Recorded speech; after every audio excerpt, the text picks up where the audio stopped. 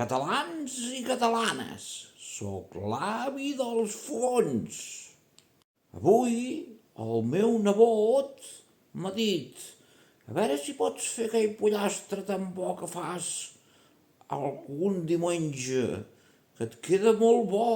A veure si d'aquesta manera, quan vegi el vídeo, el podré fer jo des de casa. I és clar que sí, li vaig dir jo al meu nebot. Per tant, avui toca fer aquest pollastre tan bo que em queda. Bueno, una de les tantes maneres que em queda bo el pollastre, perquè, escolta, sóc el rei del pollastre, entre altres coses. A veure, catalans i catalanes, si us en recordeu, com sempre em diu el meu nebot, que li dongueu like, que li dongueu likes, que un me gusta, un m'agrada, que li dongueu un m'agrada a aquest vídeo, que us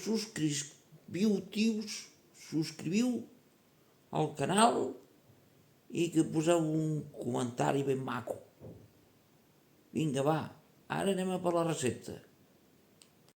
Mira, perquè us animeu, aquí veieu el resultat final. Per tant, si ho feu tan bé com s'ha de fer, això serà el resultat final d'aquesta recepta. Però ara comencem.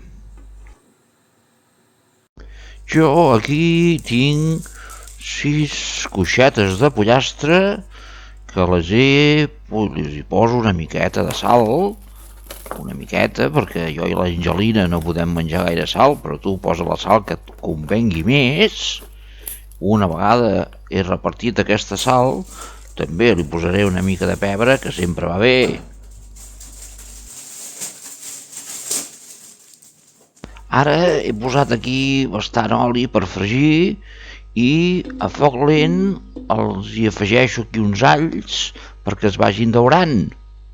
Mentre aquests alls a foc lent es van daurant, jo he agafat una mica de farina normal, farina blanca, farina normal. Hi ha tants tipus de farina avui dia que, escolta, ja em perdo quan vaig al supermercat. Bueno, doncs tanmateix els he arrebossat aquestes coixetes de pollastre amb farina i una vegada les tinc totes arrebossadetes, doncs com podeu veure, les vaig a daurar aquí amb aquest oli junt amb aquests alls, que d'aquesta manera això ja comença a agafar gustet. Vale? Després simplement és qüestió de daurar aquestes coixetes, cadascú el gust que li agradi tindre daurats. Ja tinc, com podeu veure, vaig retirant els alls que estan ben dauradets, no se'm cremin, vale? I amb aquests alls els reservo, que es diu, i reservamos los ajos. D'aquesta manera aquests ajos em serviran per fer una picada més endavant. I que aquí se m'escapa, dues cebes, corre, dues cebes. Espera't, aquí ja tinc daurat el pollastre ben dauradet i li trec una miqueta d'oli perquè n'hi havia massa. Li trec una miqueta d'oli, així no quedarà tan oliós això. Ara li poso la ceba tallada juliana, en català amb juliana deu ser, ben talladet amb juliana i ben desmembrada, que no estigui apelotonada la ceba. Una miqueta de sal perquè vagi plorant i a foc lent, que això vagi xup-xup, va fent xup-xup, que la ceba aquesta ha de desaparèixer quasi. S'ha de tornar ben petitoneta, ben blanca i ben transparent. Això, com sabeu, porta minuts. Aquesta cuina que faig jo, la cuina dels avi, la cuina de l'avi dels fogons, porta temps. Bueno, mentre això està passant, farem una picadeta. Mira, els alls que havia reservado. Els que havia reservado i dos de més que he posat. Aquests altres dos són crusos.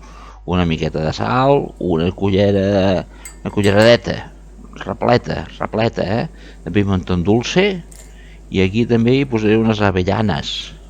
Això ben matxacadet, aquestes avellanes, avellanes de Girona, que no us confongueu, ben picadet, i posaré també, una vegada ho tenc ben picadet, que queda ben maco, i ara, hi poso una miqueta d'aigua.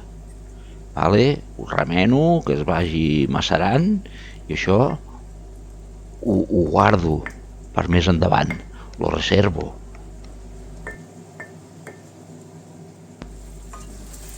Tornant a la cassoleta de pollastre, mireu com està la ceba allà. Ben transparent, ha disminuït considerablement, ens ha disminuït considerablement, i ara aquí li afegeixo això són 2 dits de vi, 2 dits de got de vi, i deixaré que es vagi reduint aquest vi uns 5 minutets. Els altres dits de got me'l veuré jo també, conxo, home. I una vegada passats aquests 5 minutets, li posaré aquí una mica d'aigua, deixaré a foc fort que comenci a bullir, i una vegada comenci a bullir, què faré? Una vegada comenci a bullir, ja no me'n recordo. Sí, baixaré el foc al mínim, i d'aquesta manera 25 minuts, d'aquesta manera 25 minuts, a foc lent.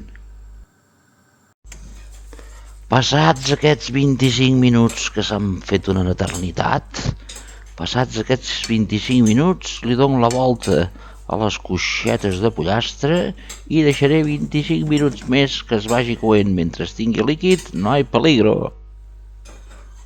Ara provaré com està de sabor això i si està bé, doncs endendo. No passarà res. A veure, aquest vídeo va molt de pressa o jo vaig molt a poc. Ja han passat els altres 25 minuts i ara és moment de tirar la picada que tenia reservada. Aquesta picada ens acabarà de fer un suquet espesset, però tampoc necessitem massa suc, per això l'hem anat disminuint, reduint en mica, mentre el pollastre s'ha anat estovant. Ara amb aquesta picada la deixarem uns 10 minuts més que es cogui. Ja veureu com quedarà això de bo.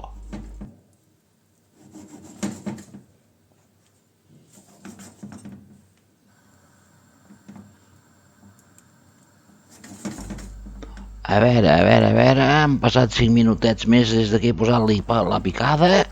Ara li poso aquí una mica de julivert sec, perejil seco, que es diu. Una mica de perejil seco que li donarà color i gustet i sabor. Remeno i res. Això quasi ja ho tenim, uns 3 minuts més, 4, i ja ho tindrem.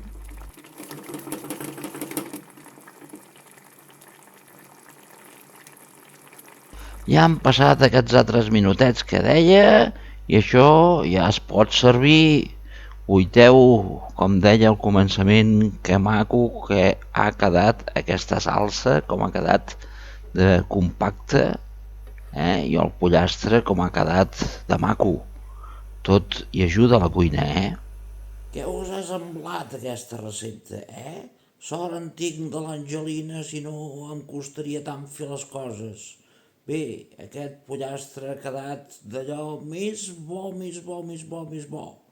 Espero, com sempre, que aquesta recepta us agradi molt i, com deia abans, visca Catalunya i endavant les culleres i les forquilles!